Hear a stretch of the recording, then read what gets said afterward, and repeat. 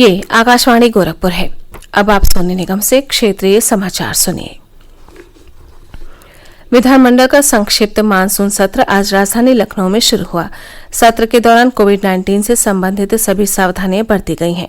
कार्रवाई के दौरान सामाजिक दूरी बनाए रखने के लिए सदस्यों ने मुख्य आगंतुक कक्ष और प्रेस गैलरी का भी इस्तेमाल किया।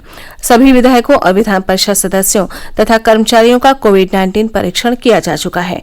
सभाध्यक्ष हृदय नारायण दीक्षित ने कहा कि कोरोना परीक्षण के बिना किसी को भी सदन में प्रवेश की अनुमति नहीं होगी। विधानसभा की कार्यवाही शुरू होते ही संगठित सदन ने 4 वर्तमान और कई अन्य दिवंगत सदस्यों को अपनी श्रद्धांजलि अर्पित की। शोक संदेश पढ़ते हुए मुख्यमंत्री योगी आदित्यनाथ ने सदस्य श्रीमती कमल रानी वरुण, चेतन चौहान, वीरेंद्र सिंह सिरोही और पारसनाथ यादव को श्रद्धांजलि दी। इनमें से 2 सदस्य रहे मंत्रियों को कोविड-19 के चलते पिछले हफ्ते ही अपनी जान गंवानी पड़ी। सदन में पूर्व सदस्य और मध्य प्रदेश के गवर्नर रहे, प्रदेश के राज्यपाल रहे लालजी टंडन को भी श्रद्धा सुमन अर्पित किए गए। देश की रक्षा में अपने प्राण गंवाने वाले 20 शहीदों को भी सदन में श्रद्धांजलि दी गई। इसके अलावा कोरोना महामारी से लोगों की जान बचाते हुए अपना बलिदान देने वाले चिकित्सक, स्वास्थ्य और सफाई कर्मियों, पुलिस जवान, कोरोना योद्धाओं को भी श्रद्धांजलि दी गई। श्रद्धांजलि के बाद सदन कल तक के लिए स्थगित हो गया। इस सत्र में कई बिल प्रस्तुत करने के साथ वर्तमान वित्तीय वर्ष के लिए पहले अनुपूरक मांगों का प्रस्तुतिकरण और पारण किया जाएगा। MS यादव, आकाशवाणी समाचार, लखनऊ। अयोध्या में श्री राम जन्मभूमि मंदिर निर्माण कार्य शुरू हो गया है। रुड़की के CBRI, मद्रास के IIT और लार्सन एंड टब्रो के इंजीनियर मंदिर निर्माण स्थल पर मिट्टी का परीक्षण कर रहे हैं।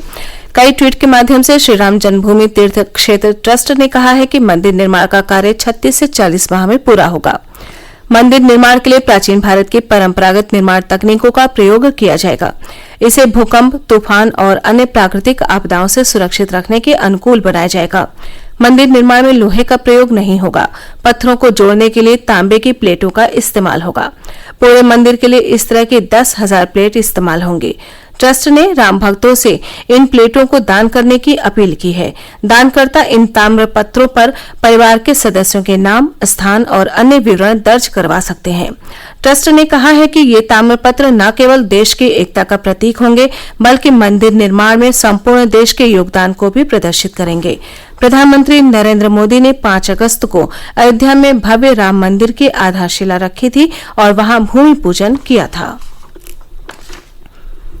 देश में स्वच्छ सर्वेक्षण 2020 का प्रथम पुरस्कार मध्य प्रदेश के इंदौर शहर को मिला है, जबकि गंगा नदी के तट पर बसे शहरों में वाराणसी को सबसे स्वच्छ शहर का पुरस्कार मिला है।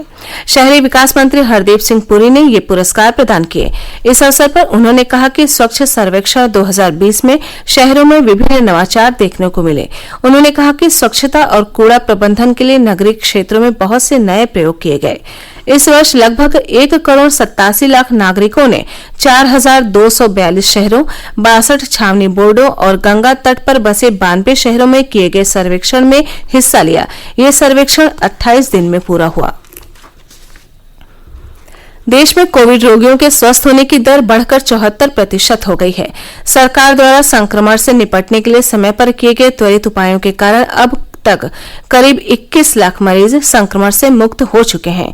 पिछले 24 घंटों में देश में 59,000 से ज्यादा रोगी इस बीमारी से ठीक हुए हैं। अब तक देश में 20,96,666 लोग स्वस्थ हुए हैं। संक्रमण से होने वाली मौतों का प्रतिशत भी घटकर 1.90 पर आ गया है। 30 राज्यों और केंद्र शासित प्रदेशों में मृत्यु दर राष्ट्रीय औसत से कम है। स्वास्थ्य मंत्रालय ने बताया है कि पिछले 24 घंटों में लगभग 69,000 नए मामले मिलने से अब तक संक्रमण से प्रभावित लोगों की संख्या 28,36,926 हो गई है। इस समय देश में कोविड के 6,86,395 सक्रिय मामले हैं। बीते एक दिन में 977 लोगों की मौत होने से इस बीमारी से अब तक 53,866 लोगों की मृत्यु हो चुकी है। केंद्र सरकार ने कहा है कि अब तक 1,22,00,000 किसान क्रेडिट कार्ड की मंजूरी दी जा चुकी है। वित्त मंत्रालय ने कहा है कि कोविड-19 के कारण आई गिरावट से कृषि क्षेत्र को उबारने के लिए किसानों को किसान क्रेडिट कार्ड के जरिए ऋण में रियायत देने का विशेष अभियान जारी है। इससे ग्रामीण अर्थव्यवस्था को फिर से पटरी पर लाया जा सकेगा और कृषि विकास तेज होगा। आत्मनिर्भर भारत पैकेज के अंतर्गत दिए जाने वाले रियायती ऋणों से मछुआरों और डेयरी किसानों सहित 2,50,00,000 किसानों के लाभान्वित होने की आशा है। इसी के साथ क्षेत्रीय समाचारों का ये बुलेटिन समाप्त हुआ। नमस्कार।